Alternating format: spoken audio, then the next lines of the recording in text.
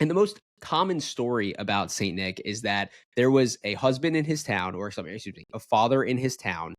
There was a father in his town who had three daughters, and he didn't have money for the daughter's dowry when they were to be married. So back in that time, in order for a daughter to be married, the father had to bring up some sort of dowry, which is like goods or money. Think of like if he had horses or he had just a good amount of gold stashed away.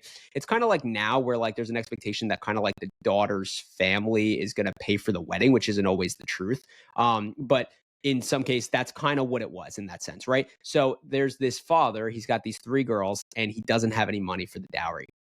So what does Saint Nick do? He hears this and he wants to help, and he has money stashed away because he was strategic. He didn't go and blow it, but he doesn't want anybody to know that he's doing it, right? So he kind of climbs through windows and he maybe goes down a chimney. I don't know if that was absolutely certain or whatever, but he finds ways to strategically put money into the father's home as dowry for the daughters. And he does this for the first two daughters. And on the third daughter, the father catches him. But Saint Nick says, don't tell anybody that I'm doing this. Basically, just, accept it as a great gift from God and pass it forward. And it's a beautiful sentiment for this season. And I think with this season, there's such a focus on buying the best gifts for people and getting gifts, right? I think equally you might even kind of be like, oh, if I buy really good gifts for people, I'm going to get really good gifts back. These kind of, subtle thoughts that are in your head. And Saint Nick brings forth this idea of let's not be more in the sense of, oh, look what I got you. Let's be more in the sense of silent generosity.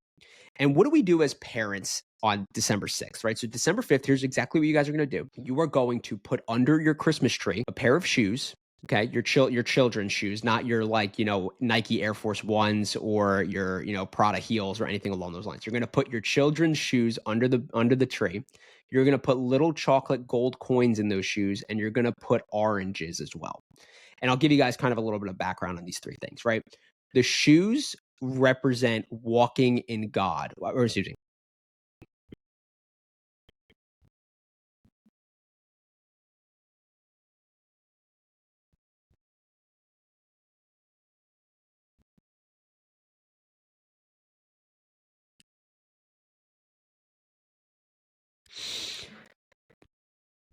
The shoes represent a willingness and a readiness to walk in the path of God, to walk towards holiness.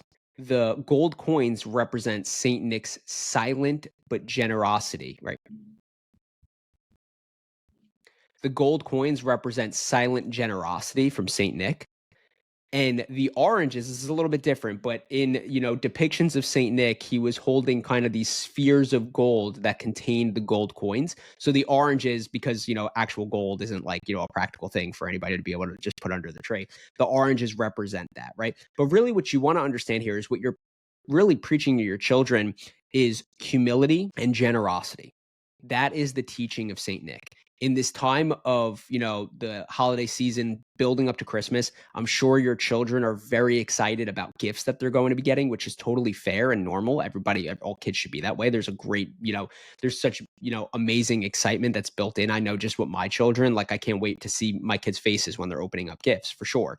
But when you have this going on and Saint Nick does these things under the tree, you want to really emphasize to your children the story of Saint Nicholas and his generosity, his humility, his love for God and love for neighbor, and really make that a focal point throughout the Advent season leading up to Christmas. So I know everybody's going to do it, but this is what you need to do. You got to start doing this stuff in your family, guys, because I'm telling you, especially when your children are around people that aren't doing these types of things, the Santa Claus secular culture comes roaring forward and it's going to consume your children's minds. And you want to make sure you ground them in what the actual background of Christmas is, which is the birth of Jesus Christ and how there's just such absolute beauty in the Saint Nick story to use during this holiday season, during this Christmas season. So make that a focal point, guys.